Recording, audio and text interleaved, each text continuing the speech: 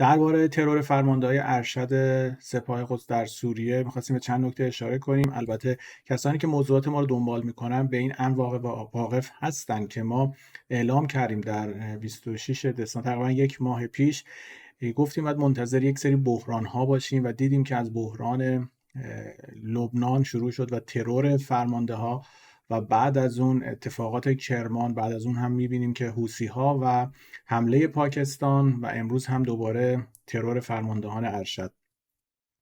همونطور که قبلا هم خدمتون گفتیم خاورمیانه در حال تغییر ماهیت هستش و در روز 7 اکتبر هم زمانی که حماس حمله کرد ما گفتیم گلوبالیسم جهانی در این پروژه دو هدف رو به طور موازی جلو میبره: با تضعیف یهودیان افراطی در اسرائیل و با کمک اونها حذف میکنه حماس و گروه‌های مقاومت رو. شما ببینید از زمانی که از جنگ حماس و اسرائیل آغاز شده تقریبا به طور همزمان هم گروه‌های مقاومت تضعیف شدن و هم نتانیاهو، به طوری که عملا امروز متوجه میشیم که جنگ بین اسرائیل و امریکا در سطح کلان، در سطح برسر رؤسای جمهور و نخست وزیر بالا گرفته و به زودی شاهد اون خواهیم شدش که نتانیاهو به هر صورت کنار خواهد رفت. ولی زمان این اتفاق میفته که هم حزب الله هم به حال تضعیف بشه و حسن نصرالله حذف بشه و یواش یواش حوثی‌ها هم تغییر میکنن و حذف میشن، مقاومت در سوریه هم حذف میشه و نهایتا در تهران هم تغییر و تحولاتی رخ خواهد دادش که میبینیم با نشانه هایی که در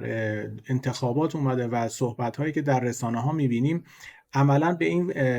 موضوع میشه رسیدش که بازی ها در حال عوض شدن هست. کسانی که تا چند روز پیش سران فتنه ازشون نام می‌بردن دعوت میشن میان به هر صورت صدا و سیما و میبینیم که با حرف و حدیث های حسن روحانی و اصلاح طلب هم از سمت دیگه شروع شده و بازی ها داره تغییر میکنه. دیگر در منطقه نیاز محور مقاومت و این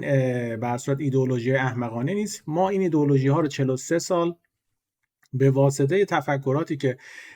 برای ما نوشته بودن در منطقه جلو بردیم، همونطوری که برای ترک ها نوشتن، به عنوان توران شرقی و که قراره برن بر اساس ترکستان شرقی رو درست کنن و عملا اقتصاد ترکیه رو فشل کردن و جامعه ترکیه رو دو تیکه کردن. در داخل منطقه هم چنین اتفاقی رخ خواهد داد. دوران قومگرایی، نژاد پرستی و هر صورت بازی های چنینی تموم شده و با تشکیل دو کشور فلسطین این بازی ها به تاریخ خواهد پیوست. ولی خب به هر صورت این گروه هایی که طی چندین دهه به واسطه این ایدئولوژی ها رشد کردن باید تضعیف بشن و خواهیم دیدش که بعد از حذف نصرالله و به هر صورت حوثی ها هم که دیدیم رفتن بالا سرشون، در داخل ایران هم دیدیم که به هر صورت میرطاهر و تمام ارکان افراطی نظام هم مردم رو دعوت به انتخابات میکنن. انتخابات یعنی چی؟ یعنی تغییر ظاهر مدیریت صلح آمیز. یعنی ما نمیخوایم جنگ بشه، باشه ما قبول کردیم انتخابات پرشور که حالا بهانش جور خواهد شد، یعنی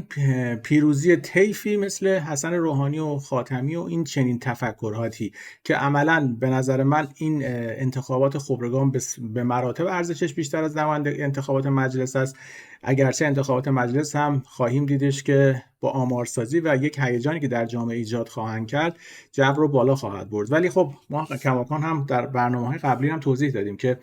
ما واقعا در هیچ کجای دنیا انتخابات آزاد نداریم و اینها پلن هایی هستش که برای ما نوشته میشه و مردم به عنوان سیاهی لشکر این بازی ها رو اجرا خواهند کرد. در رأس اصلی نظام کسانی که برای جهان برنامه نویسن، چپ و راست، اصولگرا، اصلاح طلب، دموکرات، جمهوری‌خواه، همه بازوهایی هستن که ازشون استفاده میکنن و در منطقه هم باید این بازی ها عوض شه. از سرمایه‌گذاری شرکت اینتل تا سرمایه‌گذاری کلان شرکت‌های غربی در عربستان مثل پروژه نئوم و با برقراری صلح میان ایران، عربستان، مصر